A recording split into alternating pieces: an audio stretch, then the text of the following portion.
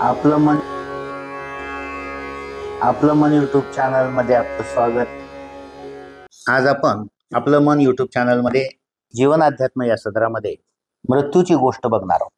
संत एकनाथ त्या काळामध्ये फार महान संत म्हणून, सिद्ध पुरुष म्हणून नावाजलेले, त्यांच्याकडे एक महिला येऊन असं म्हणाली की मला माझ्या कुटुंबात माझ्या पतीकडून प्रचंड छळ होत असल्यामुळं मला जगणं नकोसं झालंय आणि मला मरून जावं असं वाटतंय, आत्महत्या करावीशी वाटते, पण आत्महत्या करणं पाप आहे हे मी जाणते आणि म्हणून महाराज मरण्यापूर्वी एकदा तुमचा सल्ला घ्यावा म्हणून आले।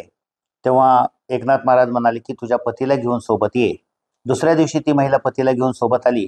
महाराजांनी सांगितलं की त्या महिलेला असं म्हणाले महाराज की आता तुला मरायची गरज नाही, कारण या व्यक्तीचा फक्त 7 दिवस आयुष्य बाकी आहे।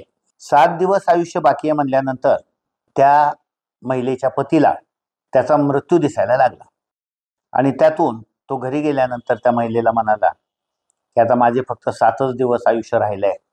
महाराजांनी सांगितले म्हणजे महाराज कधीच त्यांचं खोटं ठरत नाही। मी तुला खूप त्रास दिला, तर आता या 7 दिवसामध्ये जेवढं जमल तेवढं तुझं मी परतफेड करतो, प्रायश्चित्त घेतो। तो आपल्या बायकोबरोबर चांगलं वागू लागला।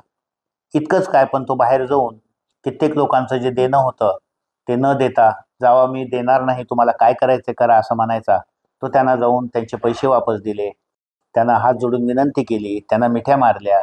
तो प्रेमानं असं म्हणाला की आता आपली काही भेट होणार नाही, मी 7 दिवसात मरणार आहे, हळूहळू 6 दिवस 5 दिवसात मी जाणार आहे। जसजसे दिवस चालले तसतसं त्याच्या वागण्यामध्ये नम्रता आली, अतिशय त्याचा अहंकार गर्व गळून गेला, अतिशय सभ्यपणा आणि सज्जनपणा आला, परात्पर भाव निर्माण झाला आणि सर्वठायी ईश्वर आहे याच्या भावना निर्माण झाली आणि तो अगदी 7 दिवसामध्ये इतकं चांगला वागला की 7 दिवसांच्या नंतर त्याने बायकोला असं सांगितलं की चला आता आज माझा 7वा दिवस आहे, आज माझा जीव जाणार आहे, तर आपण एकनाथ महाराजांच्याच घरी जाऊन जे काही माझं देह ठेवायचं आहे ते विधी करू, असं म्हणून तो एकनाथ महाराजांच्या घरी आला।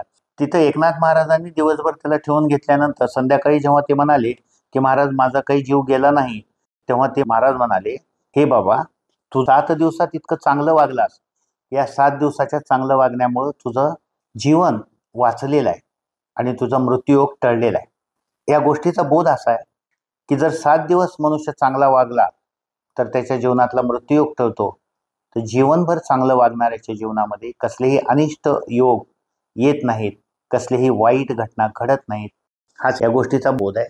धन्यवाद।